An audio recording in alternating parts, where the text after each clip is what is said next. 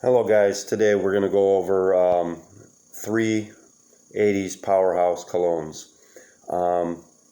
I like them, and I think a lot of older gentlemen have some respect for them.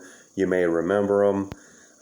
They were popular at the time, and I believe that you can still get away with wearing them today.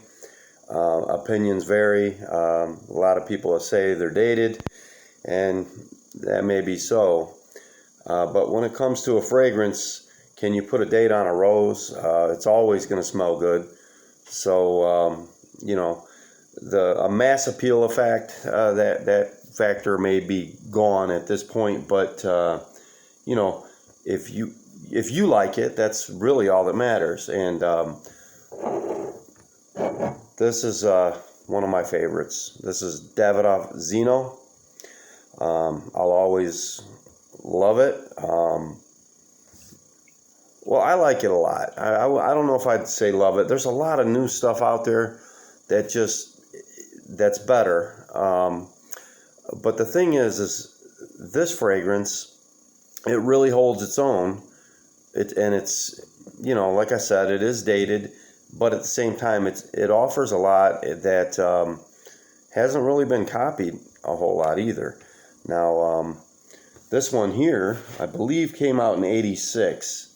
Davidoff Zeno is a woody, aromatic, patchouli, warm, spicy, balsamic, lavender, fresh, spicy, powdery, vanilla fragrance with rose. And, fairly cheap. You can pick this one up. Gift Express has this 100 ml bottle for $17.95. They're pretty much the cheapest ones out there. And, for the most part, out of 2,710 votes, Fragrantica says that it gets a 4.23 out of 5. It's best worn cold weather, fall, and day or night. Let's see here. Zeno Davidoff Oriental Woody Fragrance for men. Zeno Davidoff was launched in 1986 by Michael L. Merrick. And the top notes are Brazilian rosewood, lavender, clary sage, and bergamot. The mid notes are rose, geranium, jasmine, and lily of the valley. And the base notes are patchouli, sandalwood, vanilla, and cedar. Okay, wait a minute. It says here it was created in 1988 as a classical male perfume. Uncompromisingly masculine, its elegant floral heart surrounded by a masculine component. It starts off stingingly fresh with lavender, palisander, clary sage, and bergamot at the top. The heart is composed as an elegant floral bouquet of geranium, rose, lily of the valley, and jasmine. Warm and manly components lock the composition down. Patchouli, cedarwood, and sandalwood, along with a tender touch of vanilla. The fragrance is named after the founder of the brand. Let's see here.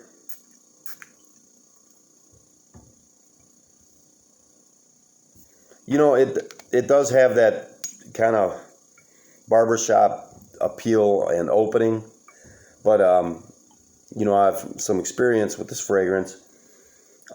First off, it's got staying power. This one will hang with you pretty much the whole day. But not only that, once you get to the mid, it loses that whole barbershop thing, and it really comes out as a nice fragrance, gets attention, and I don't think you'll get raving compliments, but once you reach the mid and the dry down, it's so pleasant. Such a nice smell. And yeah, here it comes. It starts to heat up, and it's wow. This is nothing like Old Spice or English Leather or anything like that. This is a very well put together fragrance right here. Let's see what else I can find out about it. So the notes: Brazilian rosewood, lavender, clary sage, and bergamot top.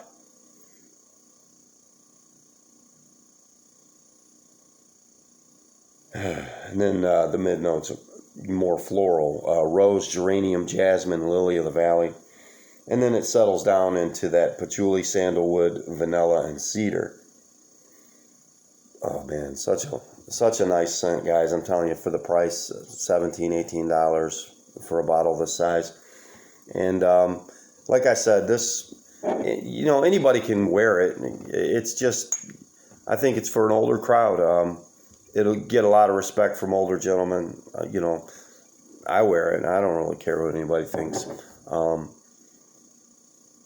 It's just a good scent, you know. Longevity, it gets long-lasting, and silage is strong to moderate, equal. No, actually, more moderate than strong, but they're close. Definitely male, and price value is just out of this world. I think it's discontinued. You know, this has obviously been reformulated, but even the fact that it's discontinued, you can still find this discounters all over the place. So that's that one.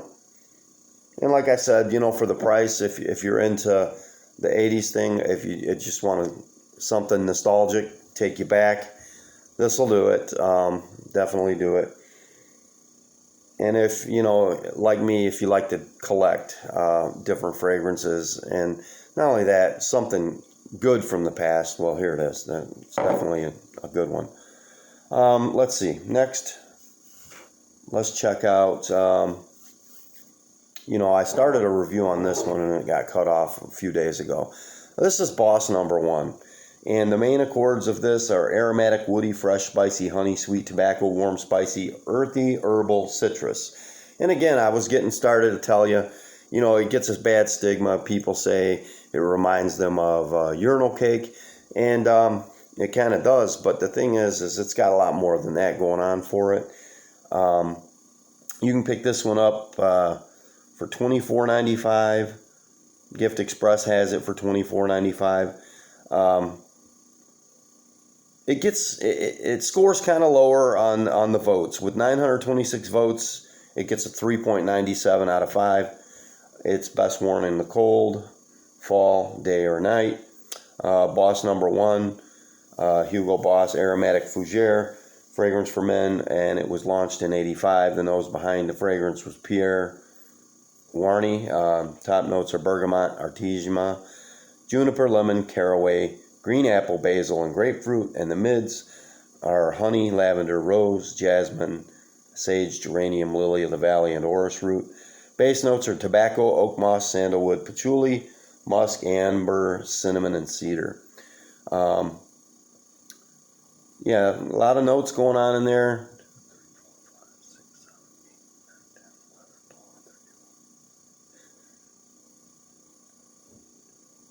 24 different notes in this fragrance. So it's quite a concoction. So longevity, it's long lasting, and I've worn it, you know, probably about 6-7 hours. It's pretty fair for the price, you know, and then kind of dies down after that. So good price value. The thing about this fragrance, I'll tell you, it's your typical 80s fragrance. But it's very, very pleasant. That Zeno really starting to calm down, and wow, so pleasant. But this one, I tell you what, I really like this fragrance, guys. I'm telling you. It's an oldie but a goodie here. If you're into the older stuff, here, check this one out. Oh, wow, yeah. I wish I could describe this one. But, I mean, the notes should do that for you. You know, went over those. But, yeah, this is definitely a good one for anyone's collection. And, let's see. Last on my 80s list for today is Kouros. And I still wear this. I like it. It does push the boundaries. And, you know, you can't always worry about pleasing everybody else. Sometimes you just want to wear something that you want to smell, that you like. just be careful. Don't overdo it with this one. This one definitely will jump off your skin. This is by YSL. It's musky, animalic, powdery, aromatic, honey, leather, earthy, warm, spicy, woody, floral.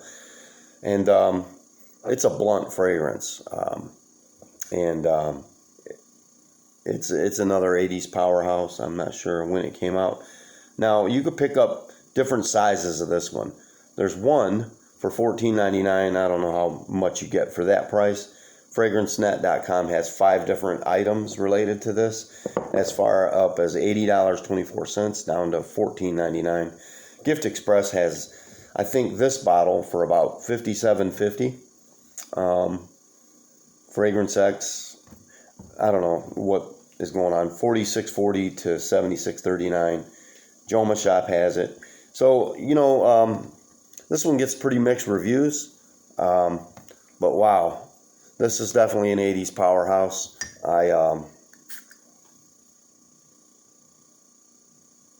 Wow, I love it. I'll tell you right now. This is definitely another one. If you like to collect and you just want some of the older stuff right here. And this one did really well in its heyday.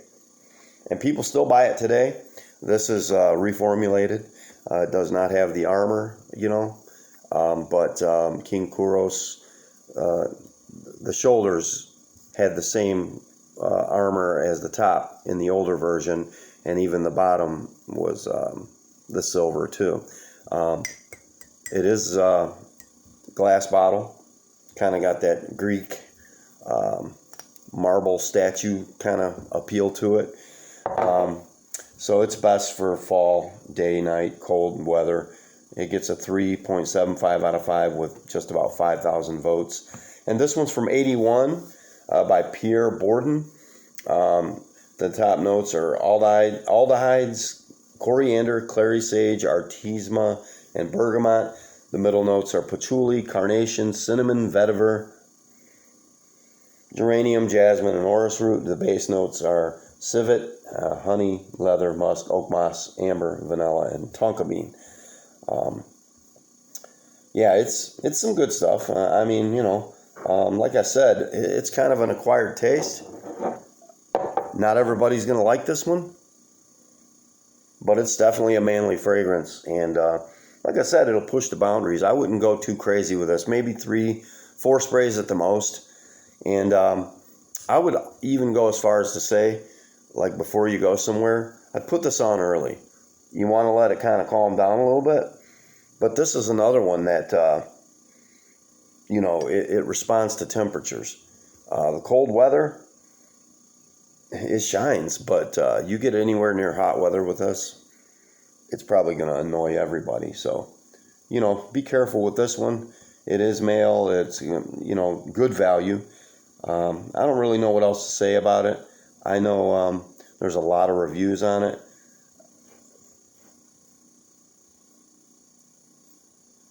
A lot of good reviews. Still one of the best fragrances in history. Reformulations. This is how it should be done. L'Oreal has done it right. I guess they picked it up. New bottles smell 99% identical to the vintage. A little less civet, but that's a good thing. It's more wearable and still a beast. And may they never change it from the way it is now. And may they never discontinue this monumental work of art. Out of these 3 guys, I got to tell you, man, they're all unique. I think I like this one the best. But the Zeno, my dad's 80. I'm going to buy him a bottle of this for Christmas this year, since it's just a cheap, good cologne. Well, it's EDT, but anyway, I mean, this is what I want my dad to smell like.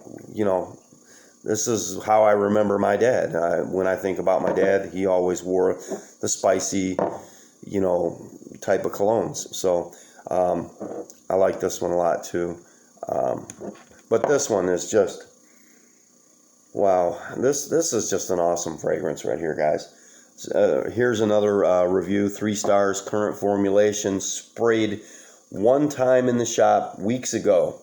So I'm going full memory here. I detected a slightly animalic musk sweetened by honey, and that's always good. It's still too much simple without enough exotic notes, but as a scent, it's very good. And it says here, this is a decent review. This one also sits at the big table, if you ask me. Dirty, clean is right. Not to minimize or distract, but it's kind of like that base of Paco Rabanne pH and the base of Portos or Givenchy Gentleman rolled together.